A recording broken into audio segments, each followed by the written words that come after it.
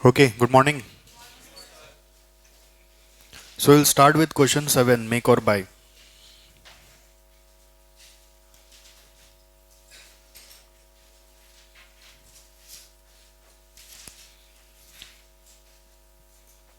पढ़ा ना आपने?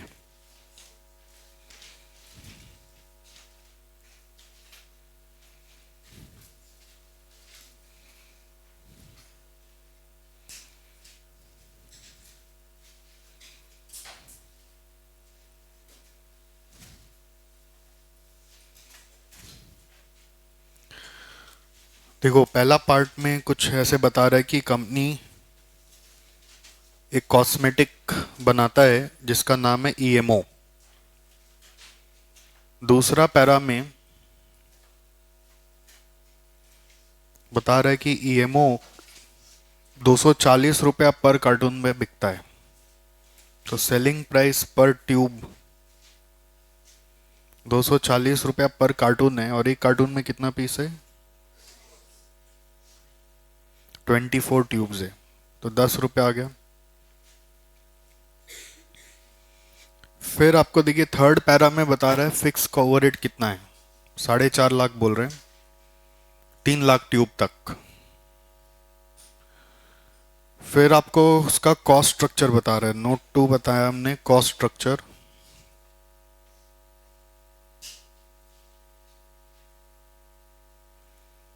पर ट्यूब कितना है, पर ट्यूब बताएंगे, पर कार्टून से पर ट्यूब में आ जाएंगे। अब आप बोलेंगे सर पर कार्टून पे रहने दीजिए, पर ट्यूब क्यों कर रहे हैं? क्योंकि अगर आप रिक्वायर्ड पढ़ेंगे ना तो उधर कुछ वर्किंग मांग रहा है in the basis of number of tubes, इसलिए पर ट्यूब आना है। डायरेक्ट मटेरियल पर ट्यूब कितना होगा? 108/24 करने जा रहा है 4.5। Direct wages 72/24, 3 overheads 54/24।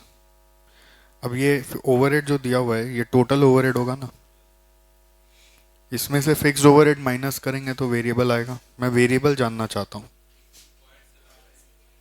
वेरिएबल कैसे आएगा? देखो टोटल ओवरहेड में रेट आ रहा है 54/24, ये टोटल है।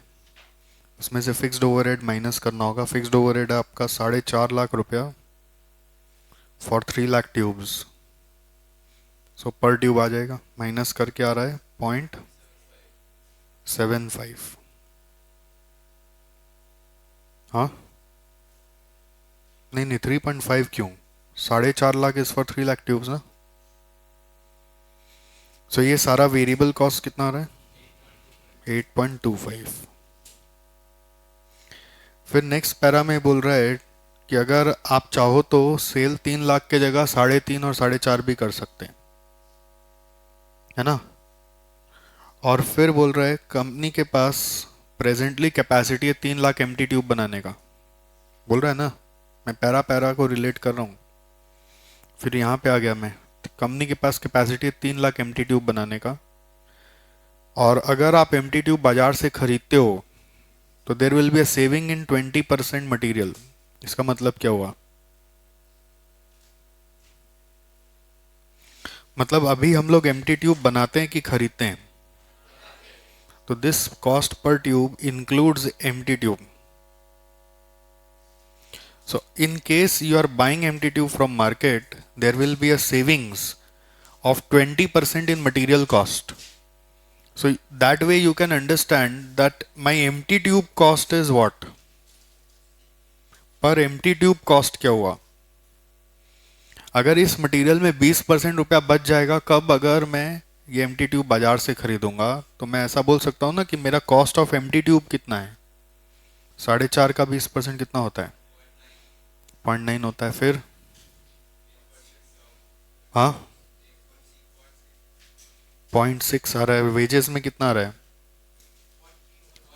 0.3 होगा। वेजेस में 10% होगा। इसका 20% हुआ, इसका 10% हुआ। और ओवरहेड में फुल क्यों?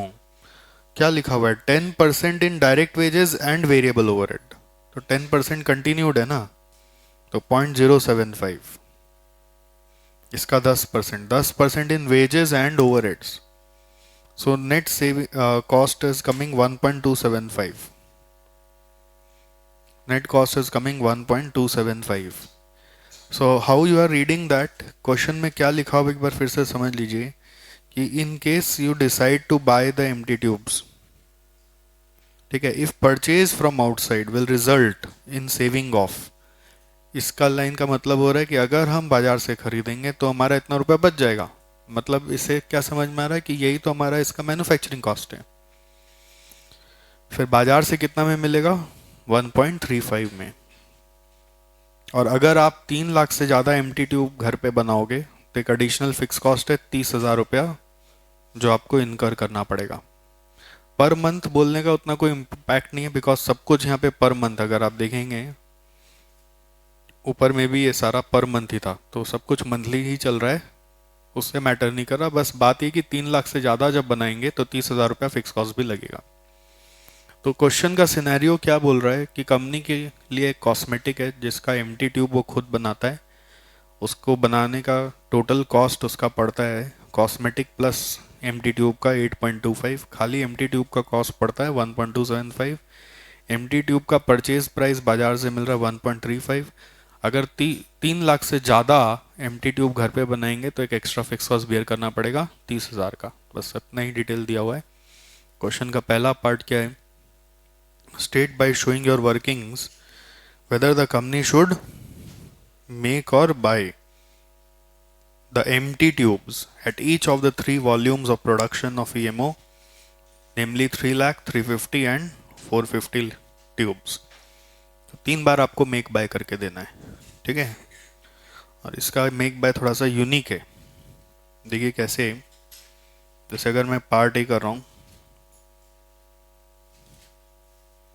statement showing comparative cost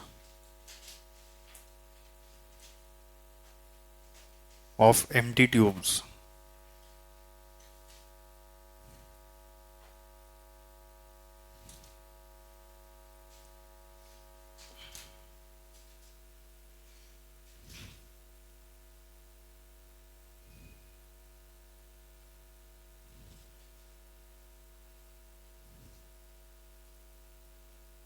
for 3 lakh empty tubes,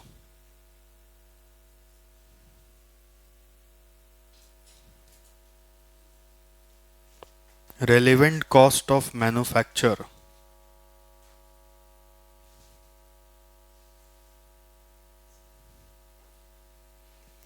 relevant cost of manufacture,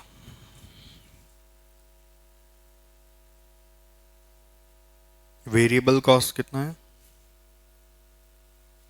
कितना आया था 1.275, और फिक्स कॉस्ट तो कुछ नहीं होगा 3 लाख तक, 3 लाख से ज़्यादा पे एक एडिशनल फिक्स कॉस्ट आ रहा है, ओके। और कंट्रीब्यूशन लॉस के बारे में कुछ बोला नहीं है। नेक्स्ट परचेज प्राइस है 1.35, तो इससे क्या डिसीजन आ रहा है, क्या करना चाहिए, हाँ, comparing above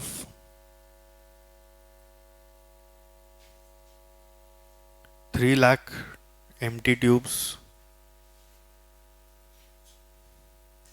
should be made, right? जिन्होंने ट्राई किया होगा उनका ये यहाँ तक तो सही हुआ होगा, अगर 1.275 निकाल पाए थे तो। और एक बोल रहा है फॉर 3,50,000,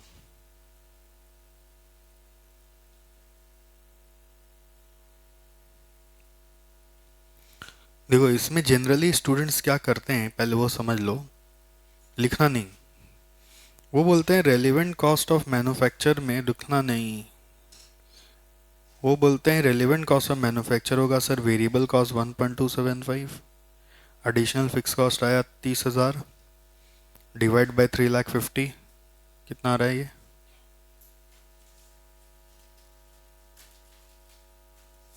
हाँ 0.0857, इन दोनों को जोड़ो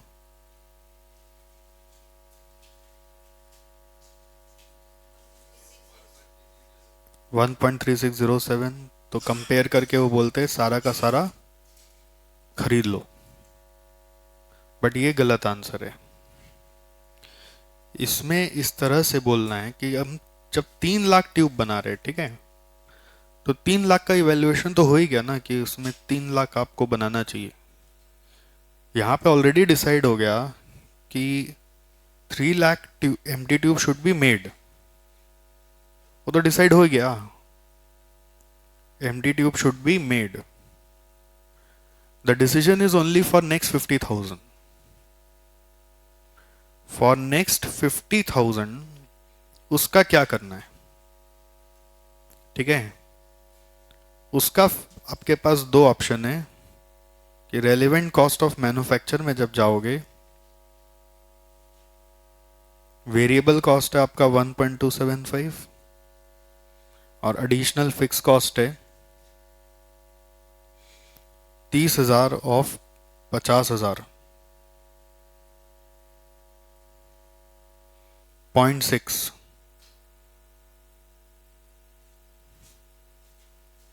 टोटल आ रहा है 1.875।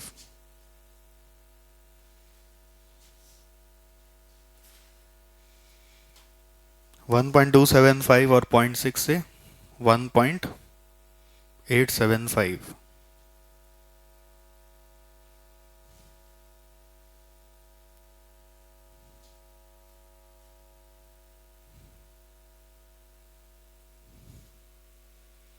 फिर है परचेज प्राइस, जो है 1.35।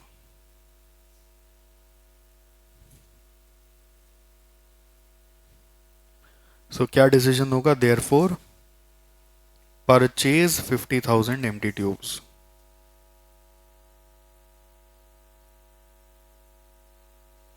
मतलब फाइनल डिसीजन क्या हुआ, 3 लाख बनाओ 50,000 खरीदो। कोई सोचा था ऐसे, सोचा था, वेरी गुड। 3 लाख बनाओ 50,000 खरीदो। हाँ, अगर एक कंडीशन होता कि खरीदो तो सारा खरीदो, बनाओ तो सारा बनाओ, ऐसा केस हो सकता है ना, क्वालिटी नहीं तो गड़बड़ हो जाएगा। खरीदो तो सारा खरीदो, बनाओ तो सारा बनाओ, तब आप क्या करते, तब ऊपर वाला जो मैं मिटा दिया अभी, ओके। और अभी तो ऐसा कुछ लिखा नहीं कि खरीदो तो सारा खरीदो, बनाओ तो सारा बनाओ। तो हम लोग क्या किए, जितना बन पाया बन पाया, बाकी जो नहीं बन पाया वो खरीद लिए। हमारा यही थ्योरी से आज का नया सम्स होगा, ये वाला जो लाइन में बोला ना, जितना बन पाया, जो नहीं बन पाया खरीद लेंगे। आगे का पढ़ाई जो नया वाला वेट कर रहा है आपके लिए, वो इसी लाइन पे वेट कर रहा है, जितना बन पाया, बाकी खरीदेंगे, ठीक है। ऐसे ही आप 4.5 लाख का, 3.5 के बाद 4.5 है ना, 4.5 का कर दीजिए अपने आप।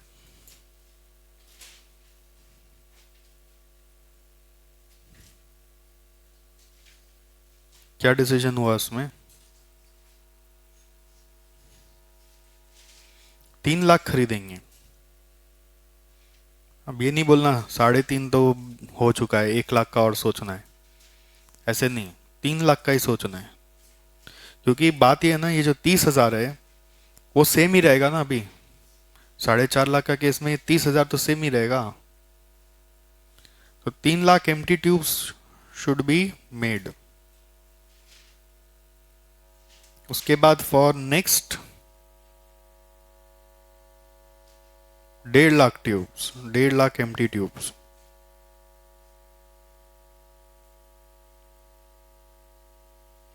For next 1.5 lakh empty tubes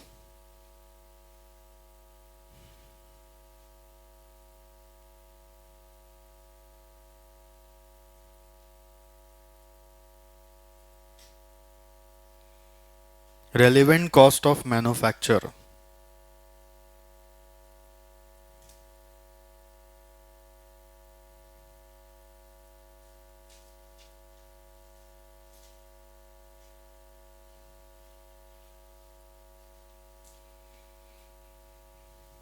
relevant cost of manufacture, variable cost 1.275 additional fix cost,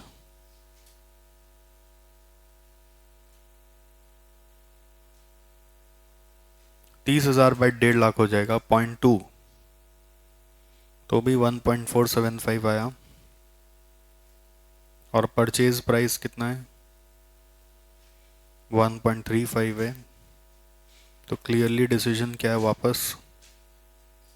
therefore purchase 1.5 lakh empty tubes. सिर्फ 3 लाख ही बनाने का एडवाइस दे रहे हैं, बाकी ऊपर जितना हो रहा है सब खरीदने का एडवाइस दे रहे हैं।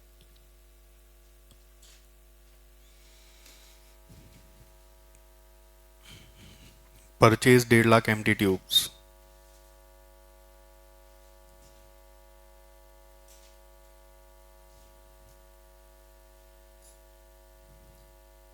ओके, सो इसमें नया चीज ये था यार, इंक्रीमेंटल सोचना है।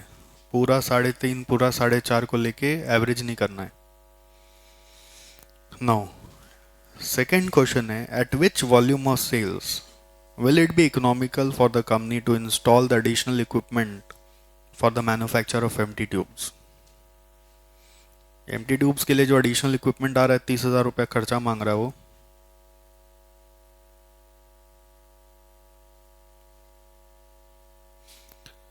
तो हमने जैसे देखा ना, 3.5 पे भी वो वर्थ नहीं था, 4.5 पे भी उसका वर्थ नहीं था, हम परचेज करना चाह रहे थे। तो क्वेश्चन पूछ रहा है कि कौन सा वॉल्यूम पे उसको इंस्टॉल करना वर्थ होगा।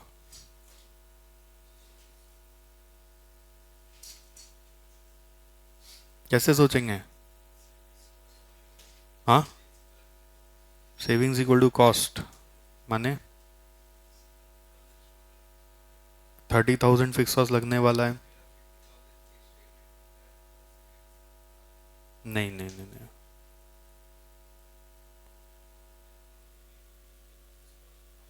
आपको घर पे बनाने का फायदा क्या होता है? आपको अपना डेटा नोट जॉट डाउन करना पड़ेगा। आपको घर पे बनाने का फायदा क्या होता है? जैसे मेक करो और बाय करो। मेक करने का एडिशनल फिक्स कॉस्ट बोल रहे हैं 30,000, उसके साथ वेरिएबल कॉस्ट भी उठाना होगा, वो होगा 1.275। बाय करेंगे तो ये नहीं है, 1.35 है। ठीक है, अभी समझ में आ रहा है? सो क्वेश्चन पूछ रहा है कि ये 30,000 कब इनकर करना वर्थ है, इकोनॉमिकल कब होगा, यानी क्या निकालने बोल रहा है इनडायरेक्टली? Indifference point. मैंने बोला ना, इनडिफरेंस पॉइंट कभी डायरेक्टली नहीं भी पूछते हम लोग ऐसे अलग अलग लैंग्वेज में पूछते हैं कि कहाँ पे एक्स्ट्रा फिक्स कॉस्ट इकोनॉमिकल होगा, जस्टिफाइड होगा। तो एक्स्ट्रा फिक्स कॉस्ट जस्टिफाइड कब होगा? जब आप ये 30,000 उठा पाओगे। महंगा ऑप्शन कौन सा दिख रहा है, मेक की बाय? मेक, जिसमें फिक्स कॉस्ट ज़्यादा होता है वही महंगा दिखता है। वेरिएबल तो फ्यूचर में लगता है ना, तो उतना ध्यान नहीं पड़ता। तो indifference point will be change in fix cost by change in variable cost per unit. So 30,000 divided by 1.35 minus 1.275 कितना आ रही है? 4 lakh.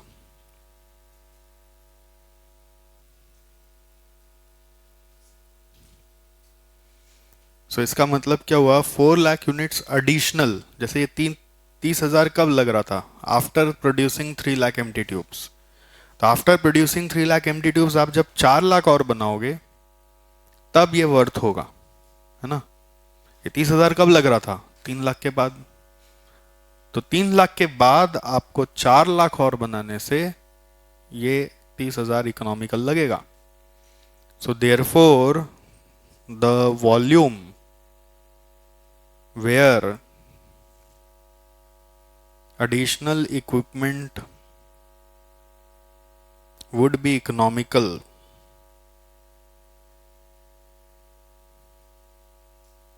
is equal to 3 lakh empty tube plus 4 lakh, यानी कि 7 lakh empty tubes. 3 lakh plus 4 lakh यानी कि 7 लाख एम्प्टी ट्यूब्स।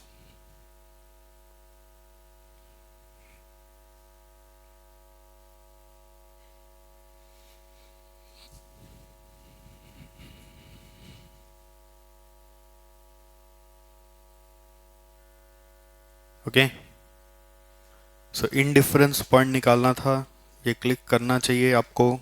मैंने पहले भी समझाया कि इनडिफरेंस पॉइंट डायरेक्टली क्वेश्चन में कभी नहीं पूछता है। फिर क्या बोल रहे हैं, evaluate the profitability on the sale of EMO at each of the aforesaid three levels of output based on your decision and showing the cost of empty tubes as a separate element of cost। Basically profit निकालना है तीन volume पर जो आपने यहाँ पे देखा था, एज पर योर डिसीजन, यानी आपने जो मेक और बाय का डिसीजन लिया उसके हिसाब से प्रॉफिट निकाल के दिखा दो। ये तो इजी है, कंट्रीब्यूशन माइनस फिक्स कॉस्ट करना है। आइए part C.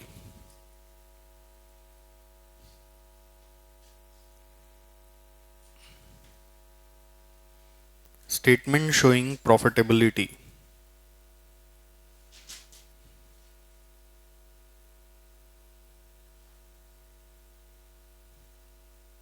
of EMO।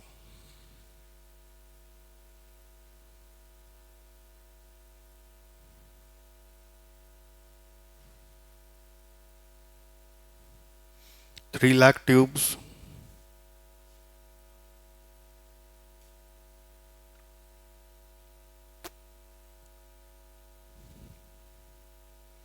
3,50,000 tubes और एक 4,50,000 ट्यूब्स।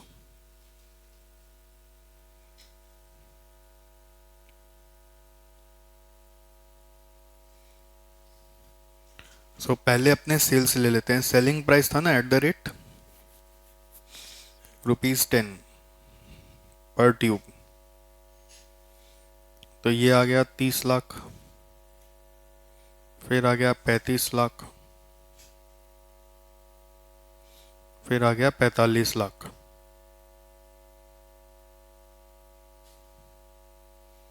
लेस वेरिएबल कॉस्ट में बोला एम्प्टी ट्यूब का कॉस्ट अलग से दिखाना।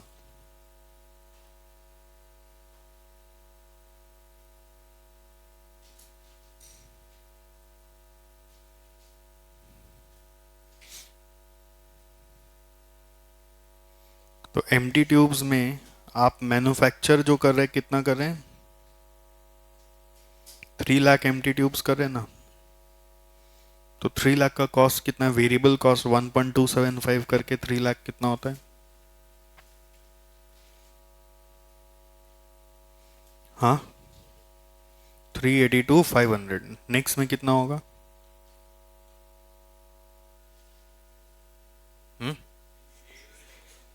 यही सेम रहेगा क्या ना, क्यों 3 ही लाख तो बना रहे हैं ना हर केस में, और परचेज कितना कर रहे हैं एट द रेट 1.35, पहला केस में नहीं करे, दूसरा में हाँ कितना 67,500 आएगा अमाउंट, 50,000 इंटू 1.35, फिर 1.5 लाख इंटू 1.35, 2 लाख, हाँ 2,500। अच्छा एम्प्टी ट्यूब का कॉस्ट हुआ, अब अदर वेरिएबल कॉस्ट आ जाएगा। अदर वेरिएबल कॉस्ट कितना करके होगा बता सकते हैं क्या, मतलब जैसे कॉस्मेटिक का कॉस्ट, एम्प्टी ट्यूब का कॉस्ट हो गया तो कॉस्मेटिक का कॉस्ट कितना होगा, ये देखिए 8.25 अगर आपका टोटल कॉस्ट है इंक्लूडिंग ट्यूब, उसमें से 1.275 एम्प्टी ट्यूब का था, तो इन दोनों का डिफरेंस जो है वो आपका कॉस्मेटिक यानी क्रीम व्रीम बनाने का खर्चा है। सो ये कितना करके होगा एट द रेट 8 पॉइंट क्या था 8.25 माइनस 1.275 इज इक्वल टू 6.975 के हिसाब से सब में लीजिए। 3 लाख का कितना आएगा 20,92,500, फिर 24,41,250, फिर 31,38,750।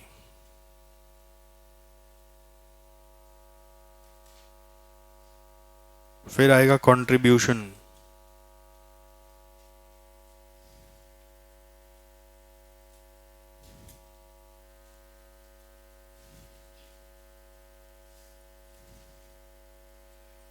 कंट्रीब्यूशन बोलिए। हम्म। क्या? 525।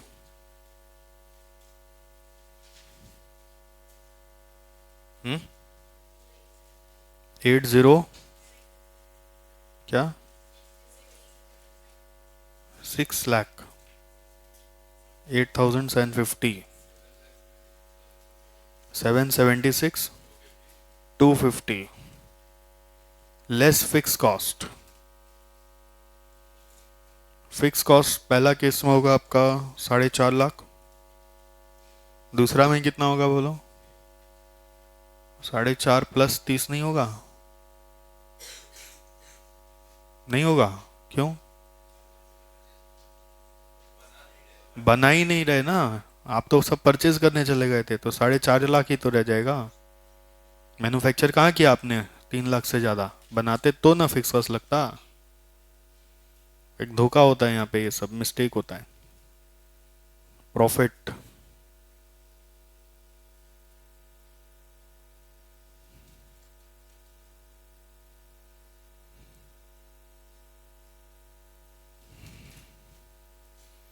$75 और 158,750 और 326,250।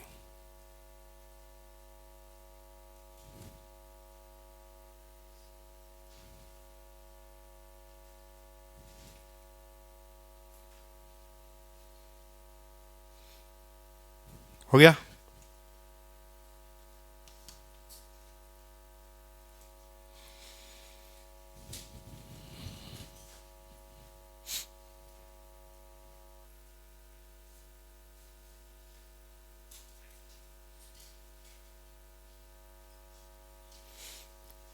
क्वेश्चन नंबर 8 में आ जाइए।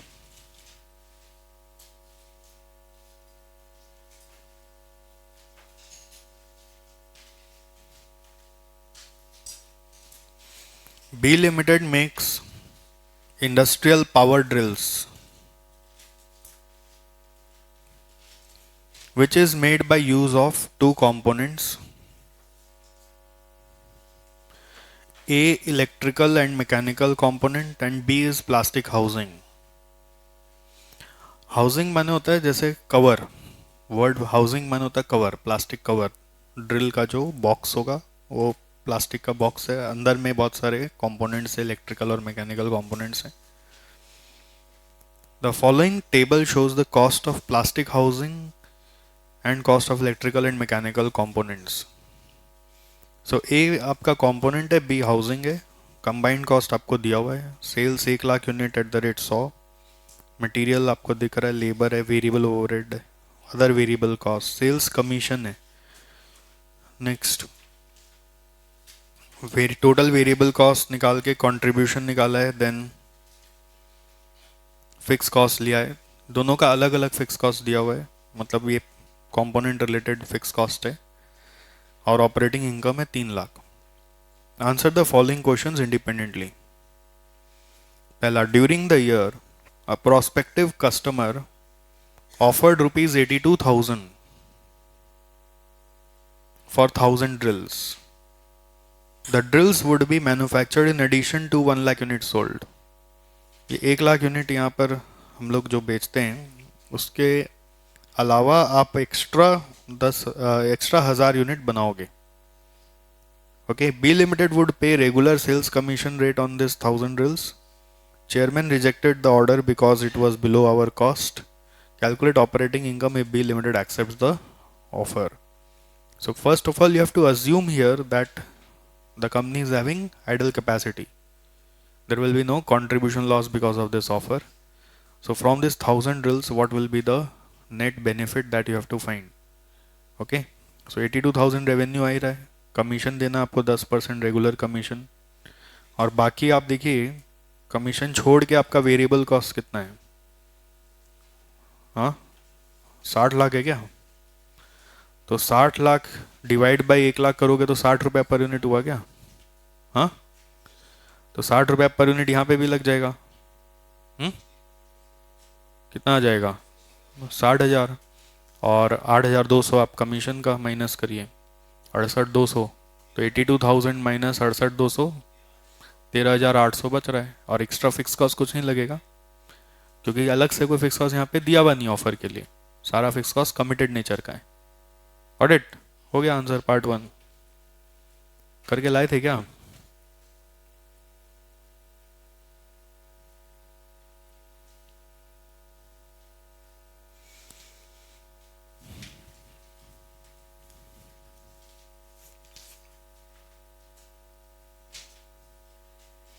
Part 1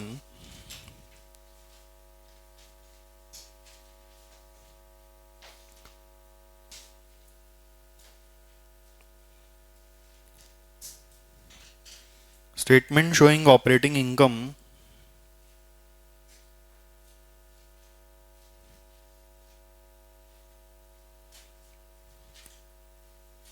if B Limited accepts the offer.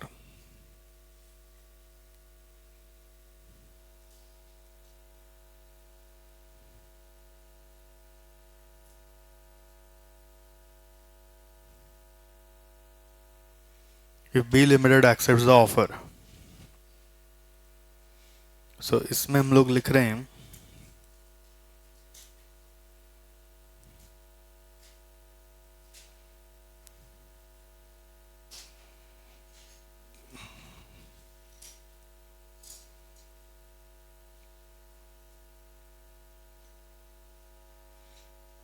net incremental benefit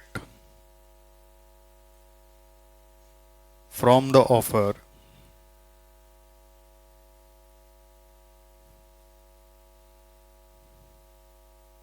sales revenue आ रहा है 82,000 लेस वेरिएबल कॉस्ट में सेल्स कमीशन रेगुलर रेट है 10% ऑन सेल्स 8,200,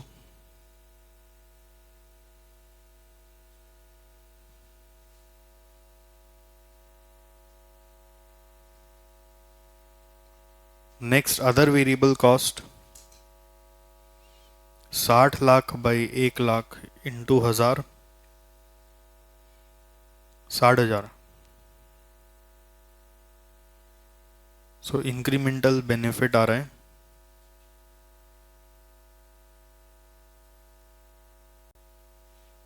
13,800। क्वेश्चन में बोला कैलकुलेट ऑपरेटिंग इनकम, क्वेश्चन में ये नहीं बोला कैलकुलेट इंक्रीमेंटल बेनिफिट, इसलिए ऐड करोगे प्रेजेंट ऑपरेटिंग इनकम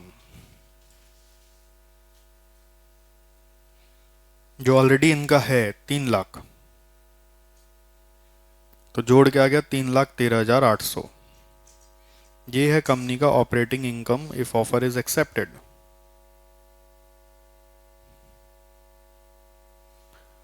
को डिसीजन भी नहीं देना है कि आपको ऑफर एक्सेप्ट करना है कि रिजेक्ट करना है, बस ऑपरेटिंग इनकम निकालने बोला है।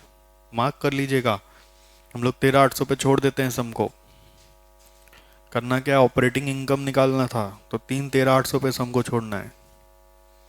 अजम्पशन क्या लिया हमने, B limited has enough idle capacity to accept the offer.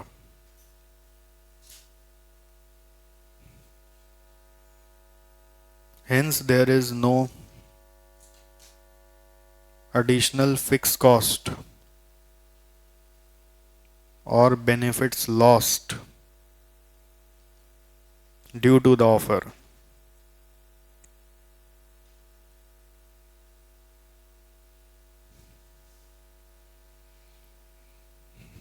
Hence, there is no additional fixed cost or benefits lost due to the offer.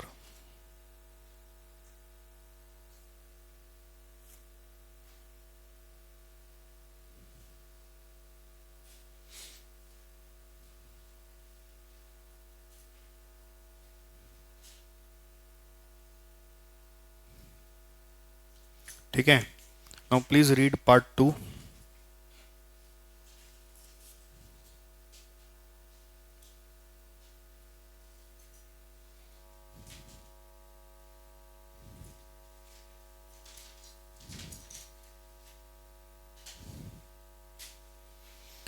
A supplier offers to manufacture the yearly supply of 1 lakh units of plastic housing for rupees 13.5 each. Assume that B Limited would avoid rupees 3,50,000 of the cost assigned to plastic housing if it purchases. ये कौन सा cost का बात हो रहा है? Fix cost का. ऊपर देखो प्लास्टिक हाउसिंग में टोटल फिक्स कॉस्ट ऐसे 480 दिया हुआ है, उसमें से 350 अवॉइड हो जाएगा. सो फिर क्वेश्चन वही बोल रहा है, calculate operating income if B limited decides to purchase the plastic housing from the supplier. तो करना क्या आपको, आप इसका जो कॉस्ट है ना ये सब हटा दीजिए. ओके और इसके जगह कितना ले लीजिए, 480 में से कितना हट जाएगा, 350 हट जाएगा, तो 130 रहेगा. और ये जो कॉस्ट हट रहे हैं उसके बदले एक परचेज कॉस्ट घुस जाएगा और फिर से इनकम निकाल दीजिए. ठीक है, सेम आ रहा है, वेरी गुड, करेक्ट है, सेम आ रहा है, करेक्ट है. So statement showing operating income if B Limited purchases the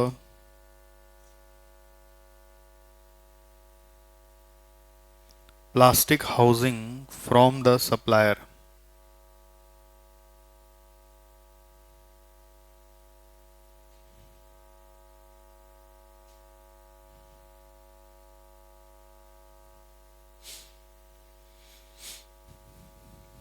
Particulars और अमाउंट. सो सेल्स आपका कितना है, 1 लाख ड्रिल का, 1 लाख ड्रिल का कितना है, 100 लाख. लेस वेरिएबल कॉस्ट में कॉस्ट ऑफ ए कितना है,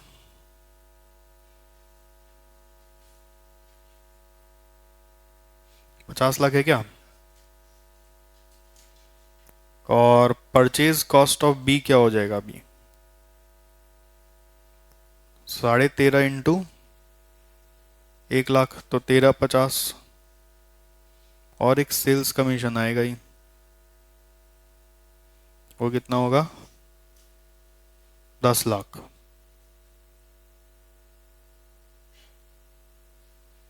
तिहत्तर 50,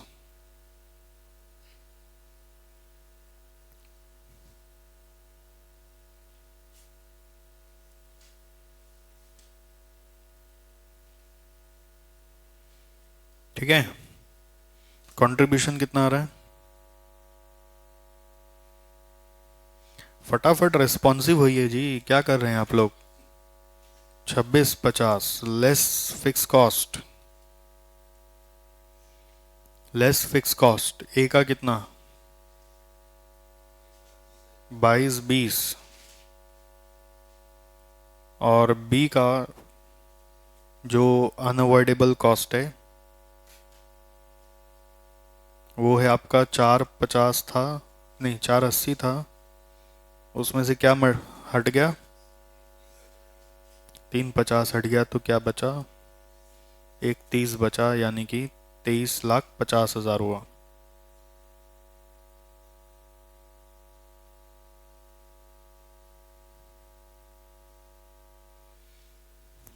₹3,00,000 प्रॉफिट.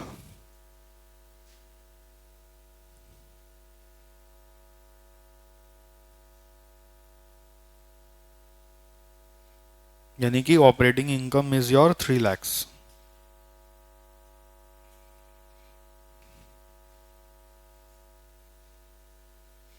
ठीक है, मतलब हिसाब बराबर ही आया.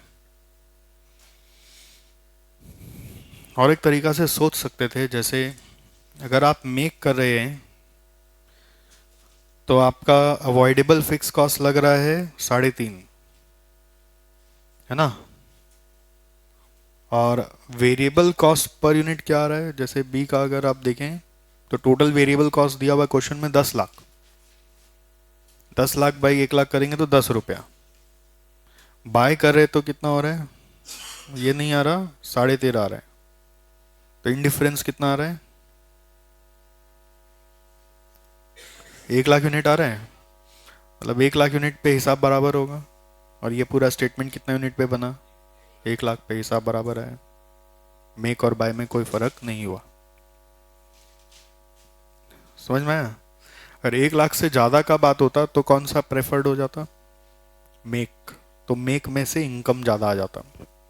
सिंस यूनिट्स आपका सेम ही था ना ऊपर में, तो 1 लाख पे आपका कोई इनकम में असर नहीं आया एग्जाम में। लेकिन ये दिखाओगे तो मार्क्स नहीं मिलेगा। ये वाला क्वेश्चन बोल रहा है ऑपरेटिंग इनकम पे काम करो।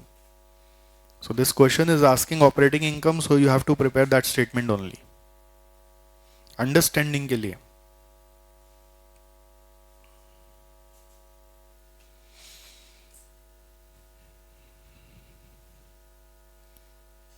नेक्स्ट देखिए क्या बोल रहे हैं पार्ट 3 में।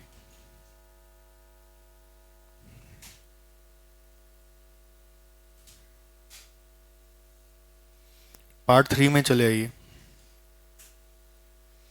Assuming that B Limited could purchase 1,20,000 unit of plastic housing for rupees 13.5 each.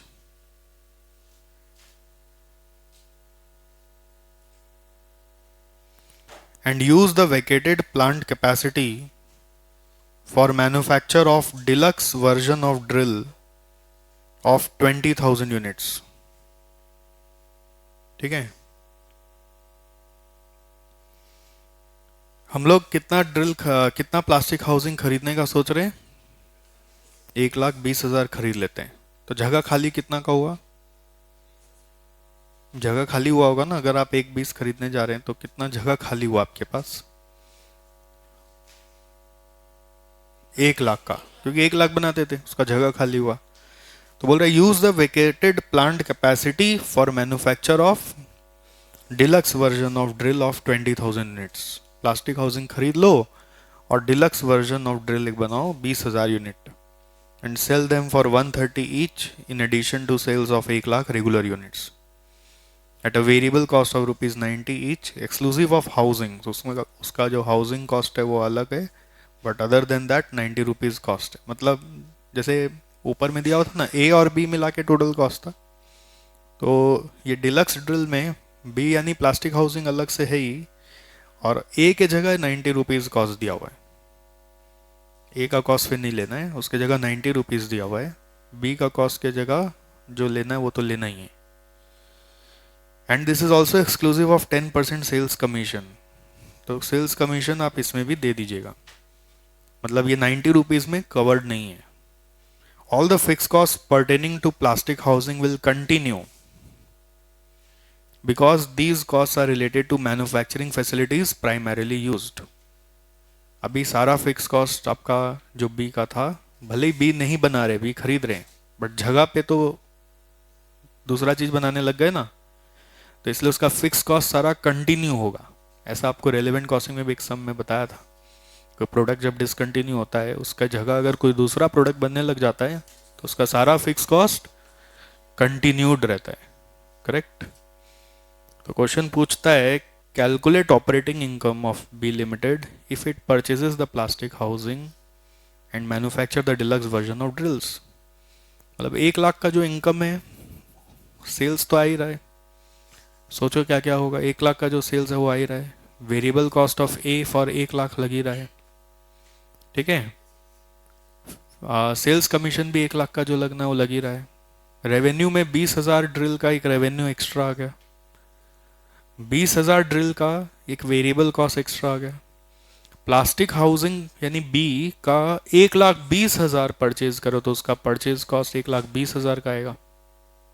ठीक है, कंट्रीब्यूशन आ जाएगा उसमें भी, नया वाला में भी आपको कमीशन देना है, फिर कंट्रीब्यूशन आ जाएगा, फिक्स कॉस्ट आ जाएगा, प्रॉफिट आ जाएगा। बहुत ईजी। कॉम्प्रीहेंड करना आना चाहिए। कॉम्प्रीहेंड करना मतलब क्या होता है, समझ में आना चाहिए कि बोल क्या रहा है। ब्रेक कर करके अगर आप रिलेट कर पा रहे कि क्या चीज चेंज कर रहा है वो और क्या दिया हुआ है, बस। Part 3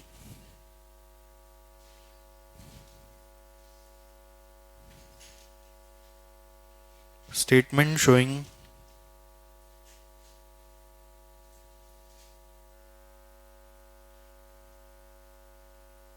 operating income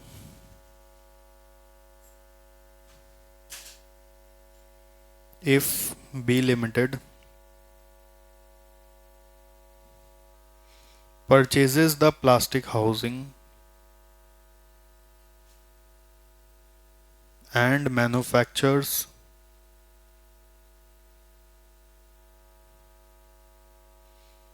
the deluxe version of drills.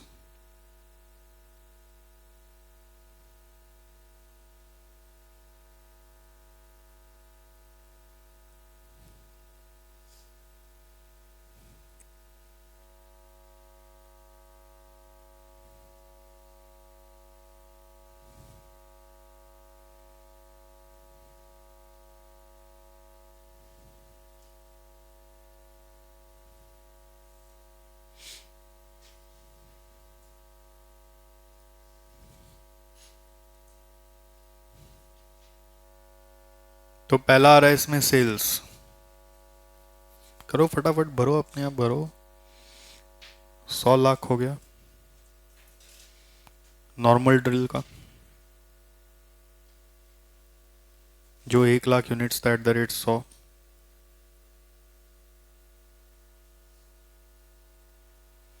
फिर डिलक्स ड्रिल का कितना करके 20,000 unit @130 26 lakh.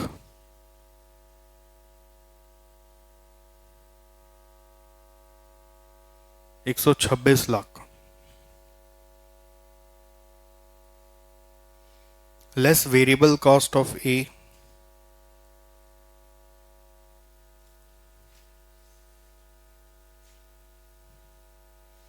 Less variable cost of A में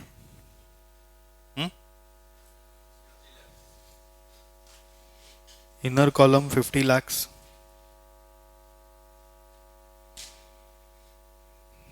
फिर बी का सारा परचेज कॉस्ट आएगा। Purchase cost 1,20,000 @13.5 16,20,000। फिर अदर वेरिएबल कॉस्ट उसका है ना, वो variable cost of deluxe drills जो है 20,000 इंटू 90 @90 18 लाख।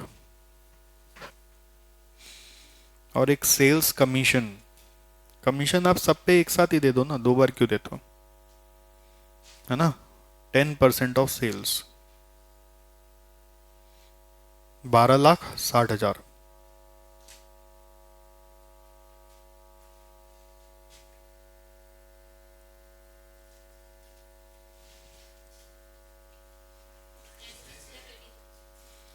$96,80,000।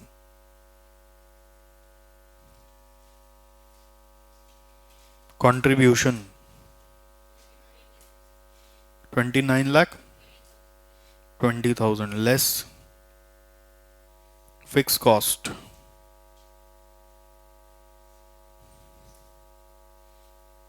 फिक्स कॉस्ट में ए और बी का जो है सो है पूरा सेम ही है। 50 कितना है 22 20 और 480 27 लाख। सो ऑपरेटिंग इनकम आ रहा है 220।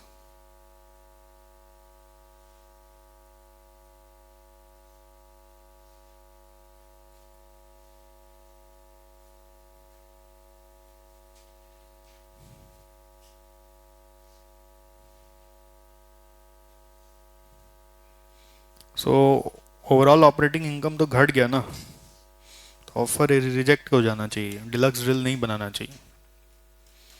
बट अल्टीमेटली क्वेश्चन ने बोला नहीं कि आप इवेल्युएट करो, मतलब क्वेश्चन ने बोल रहा है बस कैलकुलेट करो। कैलकुलेट मतलब कैलकुलेशन करके छोड़ दो, डिसीजन मेकिंग मत करो।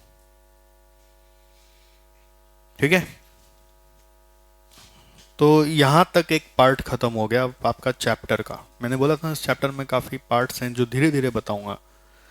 तो कॉस्ट फैक्टर्स जब आपको सिखाना शुरू किया था तो खाली एक ही चीज बताया था, सिर्फ रेलिवेंट कॉस्ट ऑफ मैन्युफैक्चर को परचेज प्राइस से कंपेयर किया करें, और उससे जुड़े हुए इतने सारे सम्स थे हमारे पास, सारे ट्विस्ट एंड टर्न्स के साथ हमने कवर अप कर लिए। ओके, सो अपना नोट्स का पॉइंट नंबर 3 आ रहा है कि 4 आ रहा है, थोड़ा देखिए ना। हाँ, 4 आ रहा है क्या?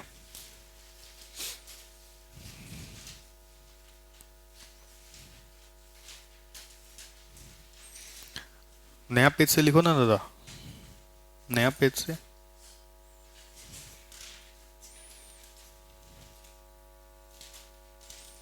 Make or buy decisions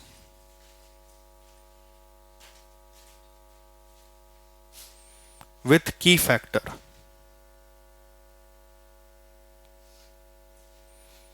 Make or buy decisions with key factor. Now key factor माने क्या हुआ?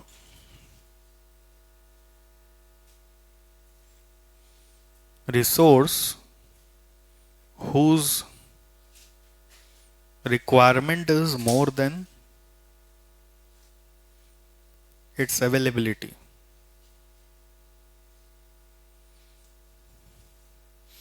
Example, it can be labor hours, machine hours. Available नहीं है, जितना चाहिए उतना मिल नहीं रहा।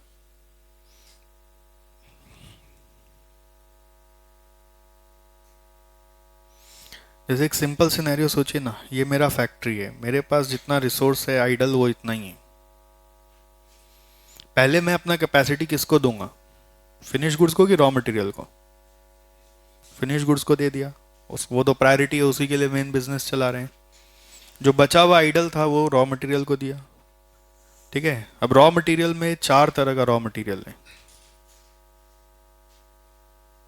ठीक है, चारों को बनाने का मन है। रेलिवेंट कॉस्ट ऑफ मेक निकाला तो सब में रेलिवेंट कॉस्ट ऑफ मेक ही कम आया बाय से, तो चारों को बनाने से ही फायदा है। समझा पाया मैं क्या बोला? चारों को बनाने से ही फायदा आ रहा है। रेलिवेंट कॉस्ट जब कंपेयर किया तो परचेज प्राइस के साथ, तो सबको बनाना है, बट सबको बनाने के लिए जितना कैपेसिटी चाहिए वो नहीं है। इसका मान लो सबका 1000 यूनिट्स आपका रिक्वायरमेंट है।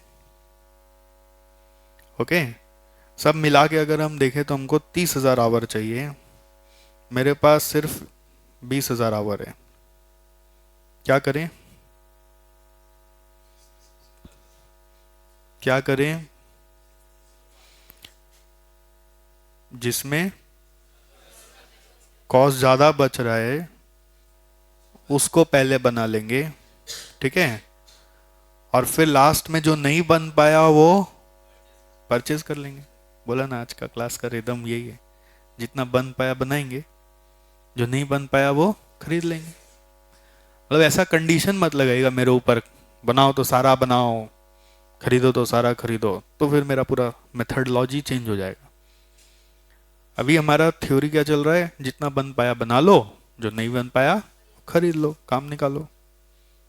ठीक है, बस इतना सही है, ये हेडिंग का मतलब यही है। बस आपने जो बोला ना कि किसको पहले बनाएंगे, जिसका सेविंग्स ज्यादा है। बट वो कैसे देखोगे, सेविंग्स पर यूनिट कि सेविंग्स पर आवर? जो की फैक्टर है उसके रेस्पेक्ट में देखोगे, जो आपका आवर का ज्यादा फायदा निकाल सकता है उसको देखोगे। ठीक है, तो ऐसा सिनेरियो का स्टेप्स क्या है? Number 1, compare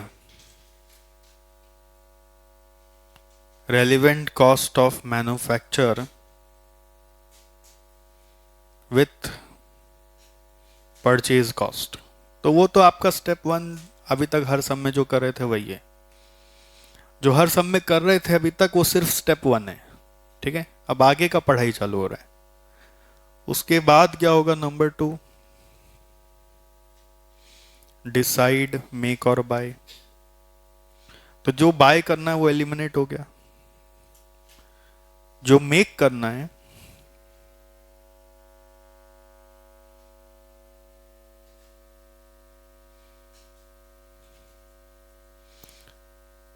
calculate capacity required for the components to be made.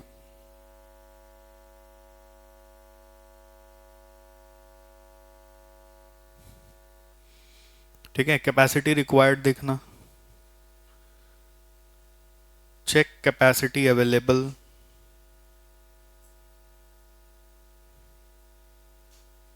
Okay. Requirement must be greater than available. जितना आपका रिक्वायरमेंट है वो ज़्यादा ही होगा, तभी तो ये हेडिंग कंप्लाई होगा ना, नहीं तो हेडिंग कंप्लाई नहीं होगा। फिर क्या करोगे, नंबर 4,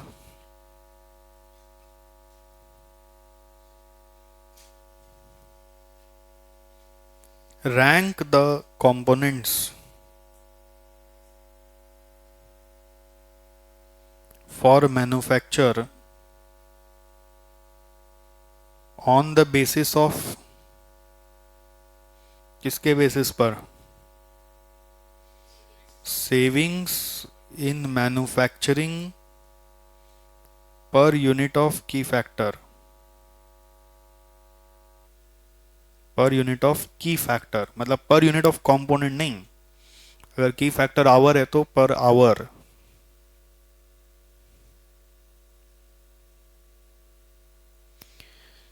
फिर क्या करोगे, allocate the allocate the available capacity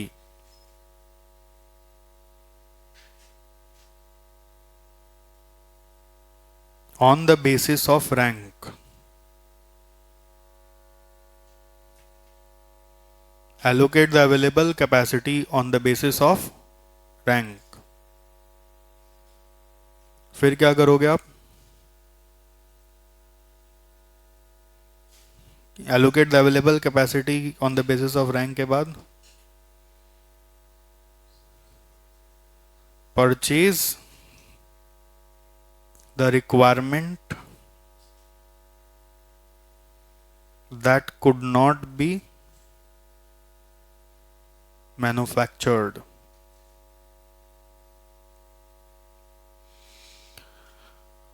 purchase the requirement that could not be manufactured. ठीक है, समटाइम्स ऐसा भी होता है कि आपके पास अभी कैपेसिटी नहीं था, इसलिए आपने बचा हुआ को परचेज कर लिया। तो for this I can arrange some additional capacity by way of overtime, I can arrange.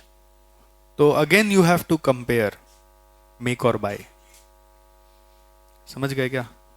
अगर मैं ऐसा बोलता हूं कि I can arrange some additional capacity by way of overtime, तो क्वेश्चन पूछेगा कि is that additional capacity arrangement is viable. तो आप फिर कंपेयर करोगे मेक और बाय। ठीक है, कोई बाय करके मेरा क्या कॉस्ट पड़ रहा है और मेक करके मेरा क्या कॉस्ट पड़ा है, कंपेयर कर लेंगे। मेक करने से थोड़ा सा कॉस्ट बढ़ रहा होगा ना because of over time. So it may be possible that sometimes it may be possible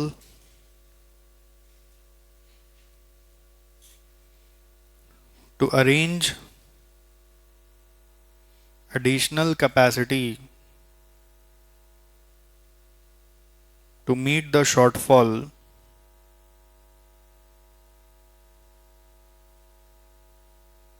by way of overtime or second shift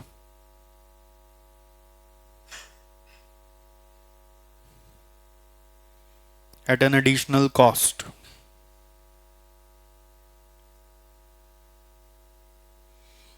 ऐसा पॉसिबल है कि आप एक्स्ट्रा कैपेसिटी अरेंज कर सकते हैं, तो उस समय हम क्या बोलेंगे,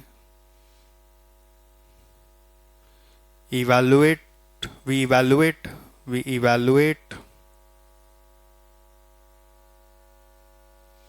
make or buy again in normal way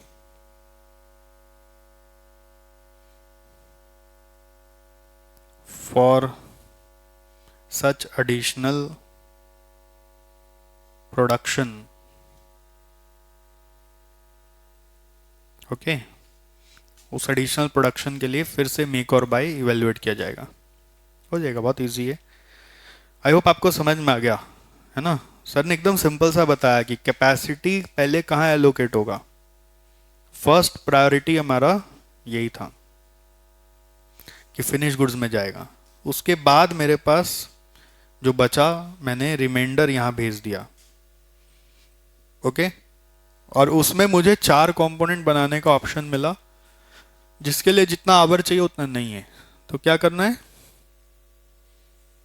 जितना बन पाएगा रैंकिंग के हिसाब से उतना बनाएंगे, बाकी का परचेज करेंगे, है ना। जितना बन पाएगा बनाएंगे इन ऑर्डर ऑफ रैंक,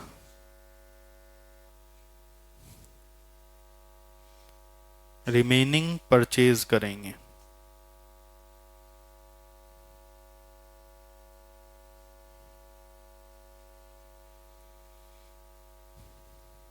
जितना बन पाएगा बनाएंगे, रिमेनिंग परचेज करेंगे। बस यही थ्योरी है, एक लाइन में आपका काम हो गया। आइए क्वेश्चन नंबर 9 में चलिए।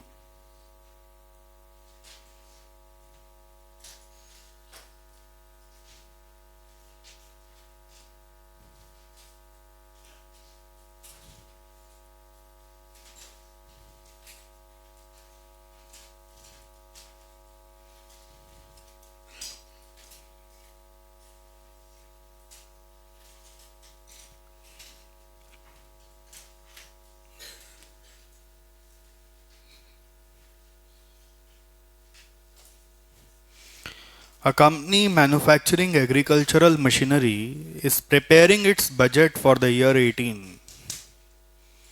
An initial review shows that it will not be possible to manufacture, क्या लिखा हुआ देखो, it will not be possible to manufacture all requirement of component A, B, C, D because the normal metal pressing capacity of 20,000 hours would be exceeded.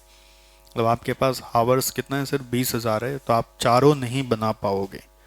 तो company can choose between the alternative courses of action given below to obtain the product in excess of normal production capacity. तो पहला क्या बोल रहा है, to buy entirely from outside supplier, मतलब बोल रहा है जो नहीं बन पाया, क्या लिखा हुआ है, for in the products to obtain the products in excess of normal capacity, मतलब नॉर्मल कैपेसिटी के बाद जो नहीं बन पाया उसका क्या कर सकते हो, आप बाजार से खरीद सकते हो। और एक ऑप्शन दिया हुआ है, to buy from outside supplier and or use a partial second shift, अगर आप चाहो तो सेकेंड शिफ्ट भी हम अरेंज कर सकते हैं, आप वो भी चेक कर सकते हो। तो data given below are ABCD का आपको देखिए वेरिएबल कॉस्ट दिया हुआ है, material wages, direct expense, fixed overhead, ठीक है, और total production cost. Fixed overhead अपने को मतलब नहीं है, हमारा काम खाली वेरिएबल कॉस्ट से होगा। रिक्वायरमेंट इन यूनिट्स आपको दिया हुआ है।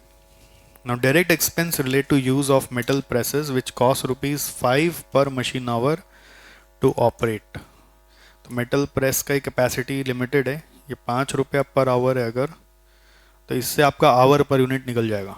निकालो एक बार कितना रहा आवर पर यूनिट, 1 2 1 6, और यूनिट्स रिक्वायर्ड कितना उससे मल्टीप्लाई करो तो 2000 7000 9000 10,500 और ये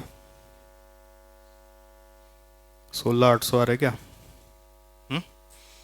तो 10,500 16,800 कितना हुआ, 27,100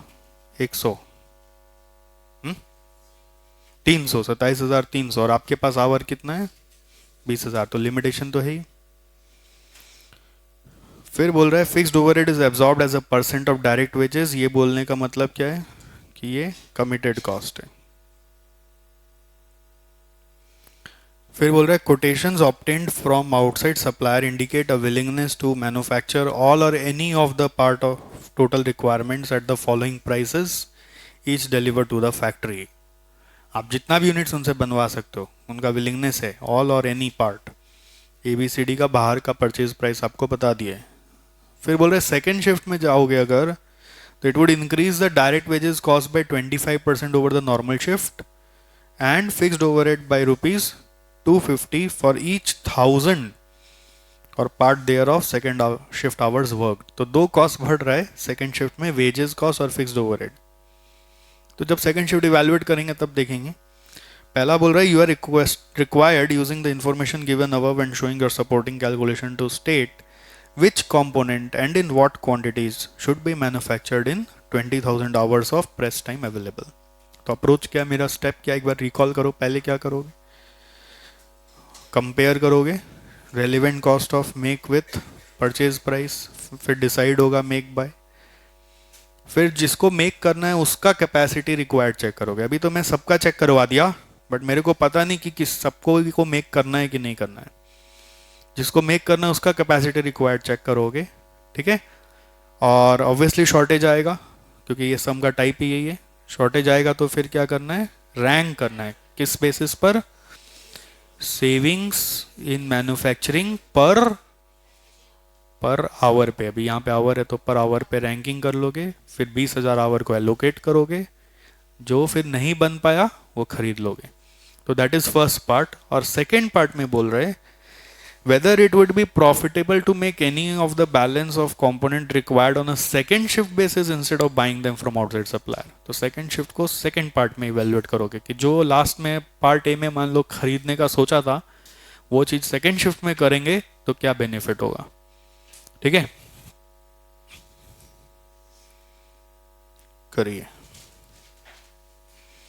एक ही स्टेटमेंट बनेगा, स्टेटमेंट ऑफ रैंकिंग, जिसमें अपने उसके ऊपर तक का सारा काम कर लेंगे।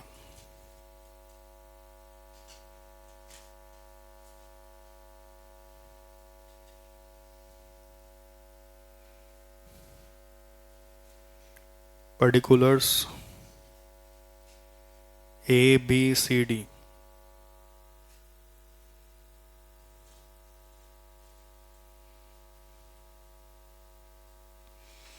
पर्टिकुलर्स ABCD बोलो।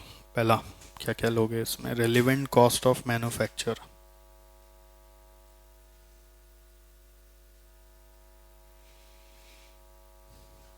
रेलिवेंट कॉस्ट ऑफ मैन्युफैक्चर बोलते चलिए।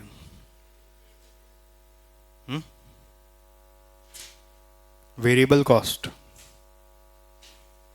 क्या क्या है देखिए, direct material, direct wages, direct expense, तीनों लिख के जोड़ के बताइए figure.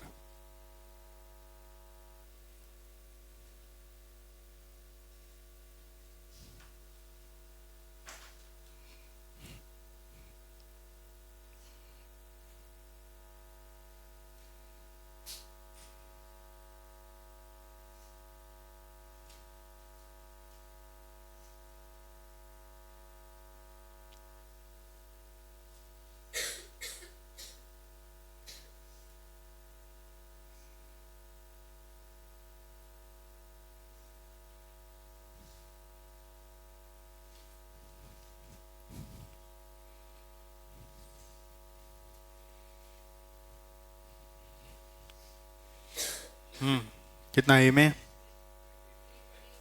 28.5, 27.5, 28.5, 72।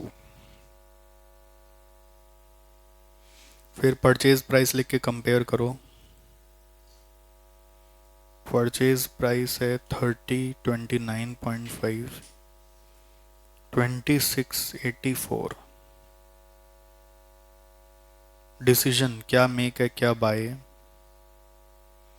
Make make bye make.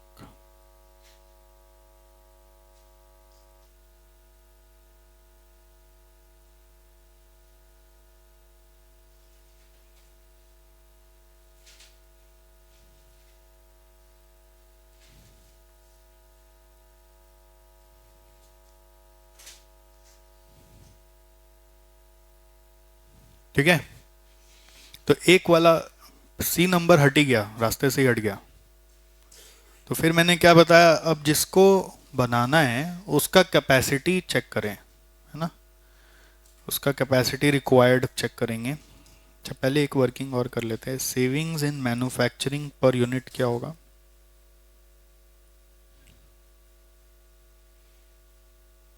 देखो मैन्युफैक्चर करने से कितना रुपया बचता है, यहाँ पे एक यूनिट पे 1.5, यहाँ पे 2, यहाँ डैश, यहाँ पे 12, ऐसे है ना। फिर hours, machine our per unit निकालो, 1 था, 5/5, direct expense divided by ₹5, 1, 2 dash 6।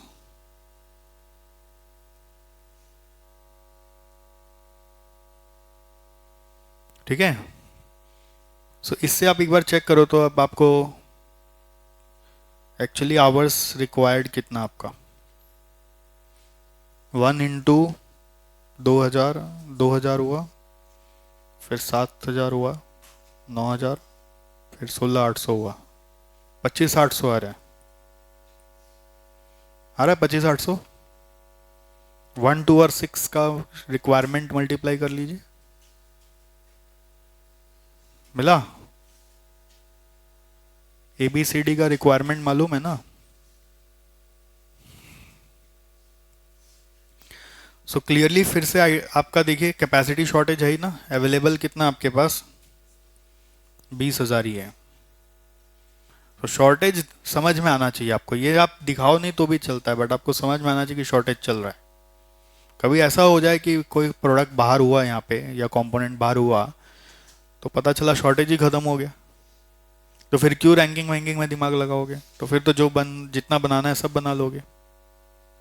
ठीक है, 25,800 कैसे आया। हाँ, machine our per unit into जितना यूनिट्स बनाना है ABCD का, देखो। ओके, तो शॉर्टेज है यहाँ पर, अब रैंकिंग करने के लिए savings in manufacturing per hour निकालिए, 1.5, 1 डैश 2, रैंकिंग करिए 2, 3 डैश 1। ठीक है, तो ये आपका स्टेटमेंट 1 खत्म हुआ कि इस ऑर्डर में आपको प्रोडक्शन करना है।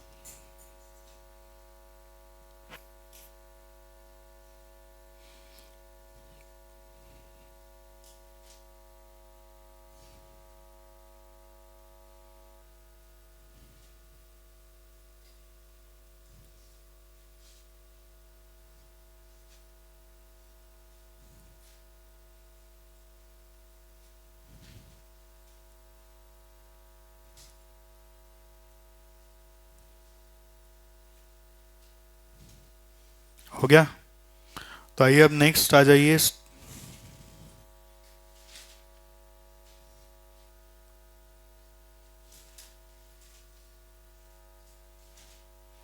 Solution to part A.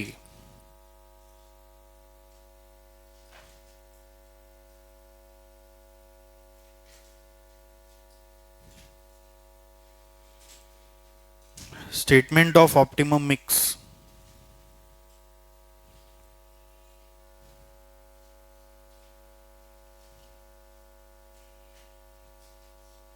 components, hours allotted, quantity produced, और जो नहीं बन पाएगा वो परचेज करेंगे।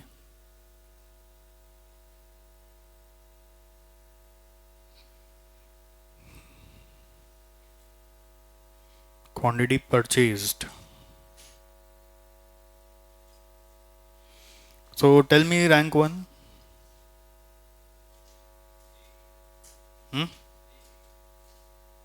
डी। क्वांटिटी प्रोड्यूस कितना,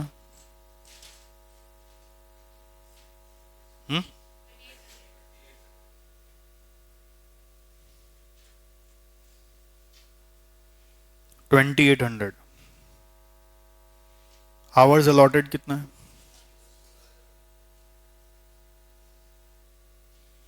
16,800। फिर सेकंड रैंक किसका है?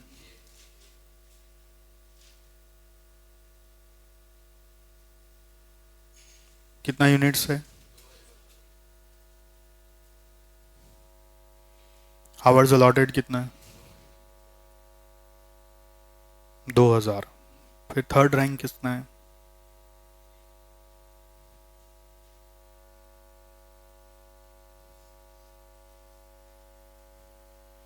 20,000। बैलेंस कितना है?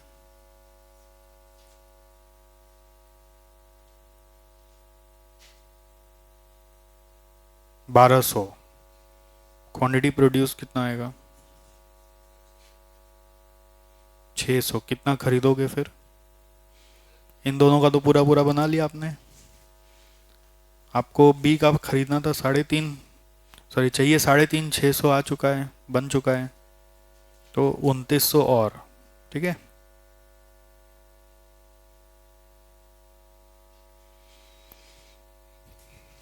तो जितना बन पाया बनाए, जो नहीं बन पाया हमने खरीदा। कितना आवर का शॉर्टेज था आपका? 5,800 आवर का शॉर्टेज हुआ। 2,900 इंटू 2 घंटा, या फिर यहाँ पे भी दिख रहा था ना, 25,800 और 20,000, 5,800 घंटा का शॉर्टेज रह गया। पार्ट बी बोल रहा है कि उसको सेकेंड शिफ्ट में ले लो और बताओ सेकेंड शिफ्ट में वो बनाना चाहिए कि नहीं। इस 2,900 को सेकेंड शिफ्ट में बनाए कि नहीं बनाए? एक बार वर्किंग करिए ना अपने आप। सेकेंड शिफ्ट में जाए कि नहीं जाए, नेट बेनिफिट बताना होगा आपको।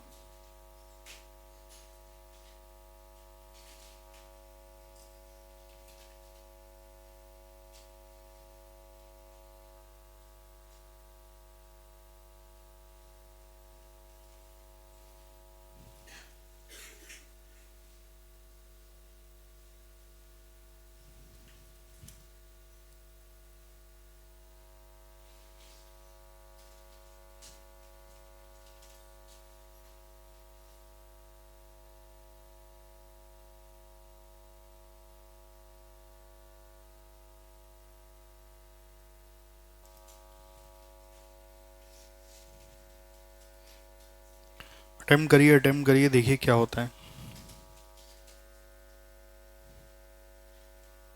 स्टेटमेंट बनाइए, statement showing incremental benefit from second shift.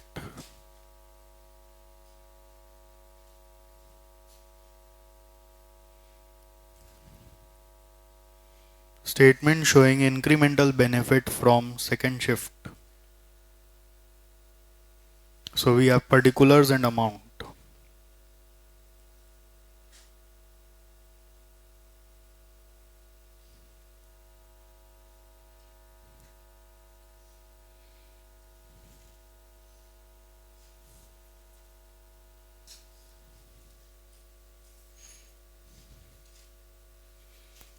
Particulars and amount.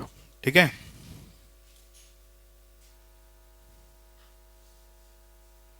So what is the savings that you are generating from second shift? Hours कितना यूज करोगे? हाँ, जो शॉर्टेज है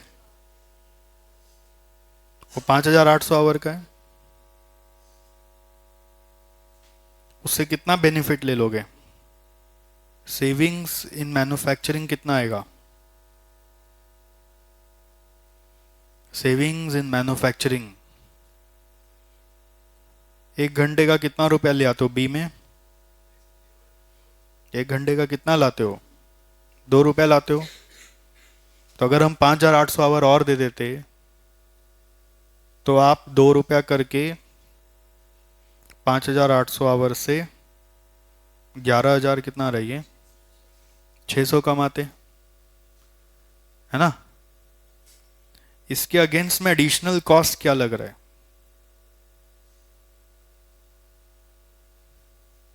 सेकेंड शिफ्ट का एडिशनल,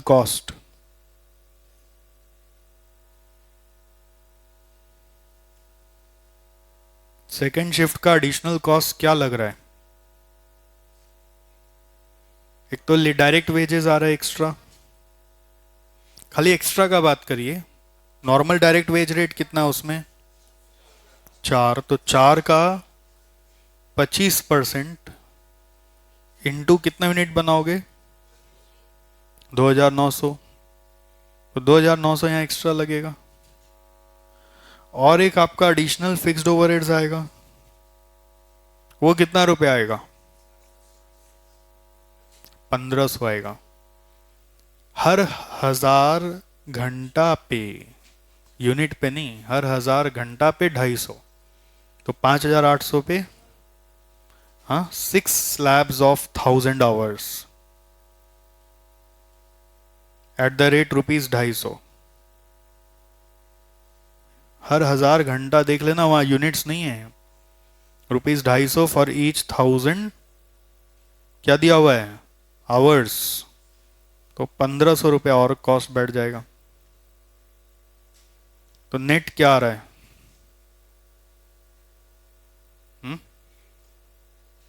क्या कंट्रीब्यूशन यहाँ पे 2 नहीं है क्या? बी का 1 है, हाँ ठीक ही बोला ना, हम 2 गलत देख लिए, ये 1 है। 5800 होगा भैया, आप लोग क्या बोल रहे हैं भाई, मिस्टेक करा रहे हैं मेरा।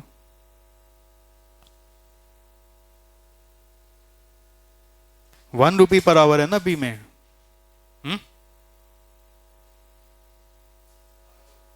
पर आवर 1 है, तो पर यूनिट से आप बोल दिए क्या? पर यूनिट से बोलोगे तो क्या बोलना पड़ेगा? 2 × 2900 बोलना होगा।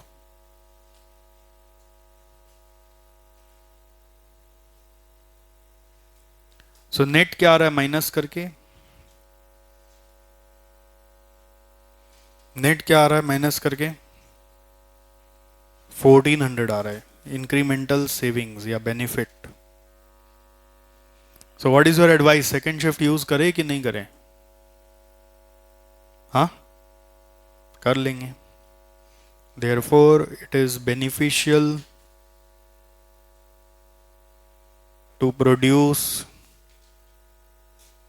2900 units of B in second shift.